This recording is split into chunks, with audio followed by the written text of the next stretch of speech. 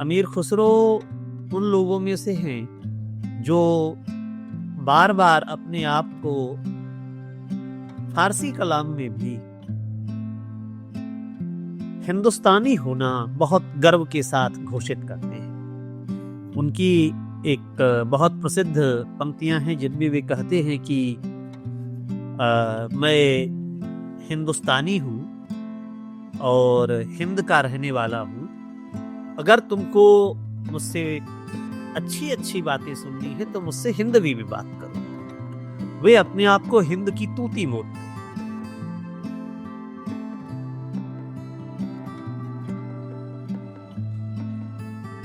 नमस्कार, मैं हूँ अवधेश और नई धारा समीक्षा के इस अंक में आपका बहुत बहुत स्वागत है।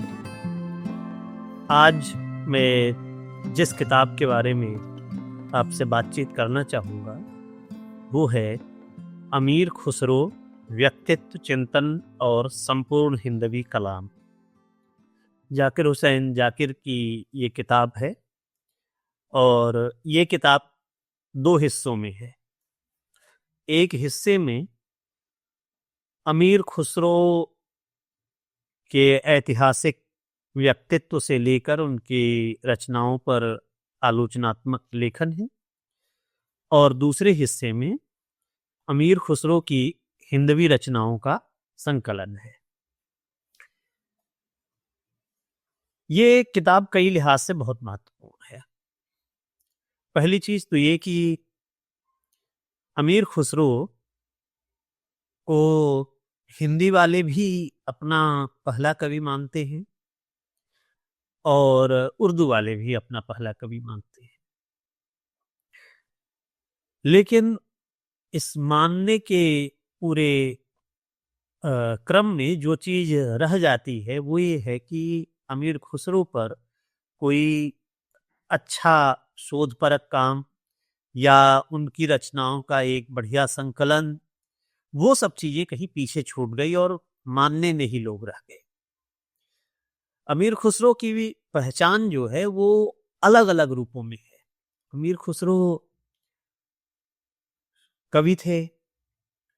अमीर खुसरो एक सूफी विचारों वाले व्यक्ति थे, आध्यात्मिक व्यक्ति थे, योद्धा थे और संगीत की दुनिया में बहुत बड़ा उनका योगदान है और तमाम नए नए रागों की रचना करने वाले व्यक्ति थे।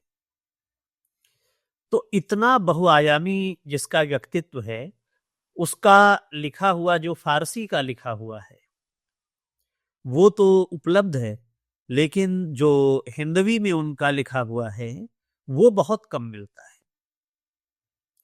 अमीर खुसरो उन लोगों में से हैं जो बार बार अपने आप को फारसी कलाम में भी हिंदुस्तानी होना बहुत गर्व के साथ घोषित करते हैं। उनकी एक बहुत प्रसिद्ध पंक्तियां हैं जिनमें वे कहते हैं कि मैं हिंदुस्तानी हूँ और हिंद का रहने वाला हूँ। अगर तुमको मुझसे अच्छी अच्छी बातें सुननी है तो मुझसे हिंदवी में बात करो। वे अपने आप को हिंद की तूती बोलते हैं।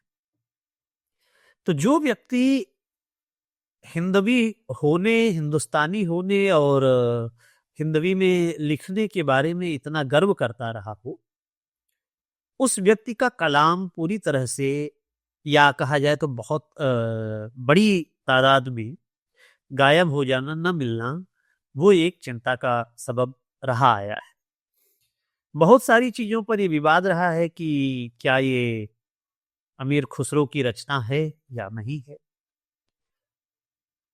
अमीर खुसरो की कुछ कविताओं को 1850-54 के आसपास में रॉयल एशियाटिक सोसाइटी के जर्नल में हिंदवी रचनाओं को, और उसमें खास करके जो उनकी पहेलियां हैं उनको प्रकाशित किया गया था और उसके बाद से कुछ कुछ और काम होता रहा है।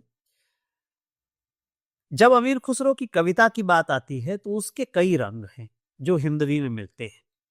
एक तो जो उसका लोक रंग है, जो लोक के साथ संसक्ति है, लोक के साथ जो उसका एक जोड़ है, जिसमें बेटी के विदा होने का गीत, सोहर वगैरह वगैरह शामिल है। दूसरा जो उनका कलाम है, उसमें बड़े पैमाने पर पहेलियां, मुकरियां, दो सुखने वगैरह वगैरह लिखे गए हैं। हम सब लोग अमीर खुसरो की कुछ पहेलियां जरूर जानते हैं। हम सब लोग उनके कुछ मुकरियां भी जरूर जानते होंगे। लेकिन मुकरियों और पहेलियों की एक पूरी दुनिया है जो खुसरो के कलाम में मौजूद है। उसी के साथ एक चीज है जैसे दो सुखने, वो भी गांव गांव में प्रचलित हैं आज की तारीख में, बस लोग ये नहीं जानते कि ये खुसरो का है। मैं कुछ दो सुखने जब मैंने अमीर खुसरो के पढ़े तो पता चला कि ये मेरे गांव में भी तो इस्तेमाल होते। दो सुखने क्या है? इसमें दो बातें कही जाएंगी जिनका एक उत्तर होगा। जैसे रोटी जली क्यों, घोड़ा अड़ा क्यों, पान सड़ा क्यों। अब इन सबका उत्तर एक होगा और उत्तर है फेरा न था। अब इसमें रोटी के जलने का अर्थ है फल, फेरने का अर्थ है रोटी को पलटना। पान के सड़ने का अर्थ यह है कि पान को भी बार बार उलटते पलटते रहना होता है, उसे साफ करना होता है, तब वो सड़ेगा नहीं तो सड़ जाएगा। और घोड़ा अड़ा क्यों, घोड़ा यदि उसको यहां फेरने का अर्थ है नियमित तौर पर उसकी वर्जिश कराना, एक्सरसाइज कराना और उसकी मालिश करना, उसको तैयार रखना। अगर वो आप नहीं करेंगे तो वो घोड़ा अड़ जाएगा कहीं जाते समय। तो इस तरह से बहुत सारे दो सुखने उनकी मिलते हैं।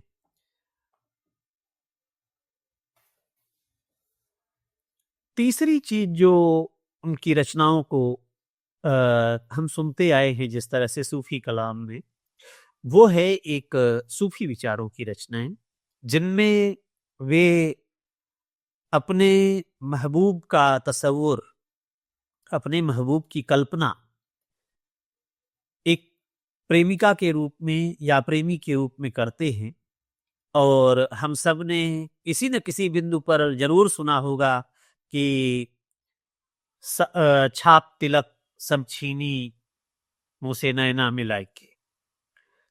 अब ये जो छाप तिलक सब छीन लेने का आशय है, आशय यह है कि ये दुनिया में जो कुछ हम कर रहे थे, आडंबर के जरिए जो हम पूजा कर रहे थे या जो बाहरी दिखावा था, वो सब समाप्त हो गया एक बार जब अपने प्रियतम के साथ प्रेम प्राप्त हो गया, या एक बार जैसे उससे निगाह मिल गई वैसे ही इस दुनिया का जो दिखावा था वो सारा समाप्त हो गया। खुसरो, हमको लगता है कि उनका कलाम इस बात का गवाह है कि वो आदमी और कहीं नहीं हो सकता। जिस तरह से यहाँ के मौसमों के बारे में, यहाँ की फसलों के बारे में, यहाँ के पक्षियों के बारे में उनके लेखन में बिंब आते हैं, जिस तरह के शब्द आते हैं, वो खुसरो के कलाम को बहुत बहुत ठेठ हिंदुस्तानी बनाते हैं। मैं आप लोगों को एक आध इसमें जो किस्से हैं जो जाकिर ने संकलित किया है, इसमें कुछ उनसे जुड़े हुए किस्से भी हैं। उसमें से एक मैं आप लोगों के साथ साझा कर रहा हूं ताकि थोड़ी सी आपकी दिलचस्पी इस किताब में पैदा हो और आप ये किताब जरूर पढ़ें। तो एक किस्सा ये है कि खुसरो के मोहल्ले में चम्मो बाई बहुत अच्छी भांग बनाती थी। उसकी दुकान पर मोहल्ले के लौंडे और छिछोरे बैठकर भांग चरस पिया करते थे। उसी रास्ते से खुसरो के आते जाते चम्मूबाई की दुआ सलाम करती और हुक्का पेश करती। वो कहा करती कि जरा लौंडे के नाम पर कुछ कह दे ताकि उसका नाम भी दुनिया में जीवित रह जाए। तो खुसरो जो है वो बहुत दिनों तक इसे टालते रहे, लेकिन बार बार अनुरोध करने पर चम्मों के लिए उन्होंने कुछ लिखा, और वो क्या लिखा था कि औरों की चौपहरी बाजे, चम्मों की अठपहरी, बाहर का कोई आए नाही, आए सारे शहरी, साफ सूफ कर आगे राखे जिसमें नाही तूसल, औरों के यहाँ सींग समावे, चम्मों के यहाँ मूसल। अर्थात ये कि जो बड़े बड़े बादशाह हैं, राजा हैं, उनके यहाँ तो 4 बार नौबत बजती है, लेकिन चम्मों के यहाँ तो 8 पहर नौबत बजती रहती है। उसके यहाँ बाहर का कोई आए नहीं, आए सारे शहरी, बाहर से कोई और उस तरह का गंवार लोग नहीं आते हैं, कम पढ़े लिखे लोग नहीं आते हैं, सफेद पोश लोग, शरीफ लोग उसके यहाँ आते हैं। और जो भांग पेश करती है कि साफ सूफ कर आगे राखे जिसमें ना ही दूसर, जिसमें कोई कूड़ा करकट नहीं है, औरों के यहाँ सीख समावे। और दूसरे लोग जब भांग बनाते हैं तो उसमें आप सीख डालिएगा तो गिर जाएगी।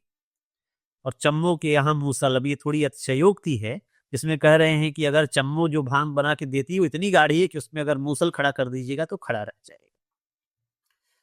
ये किताब इस लिहाज से बहुत बेहतरीन है कि इसमें खुसरो के व्यक्तित्व, उनकी रचनाओं को समझने के दृष्टिकोण, उसके शोध की समस्याओं, इस सब पर विस्तार से चर्चा की गई है।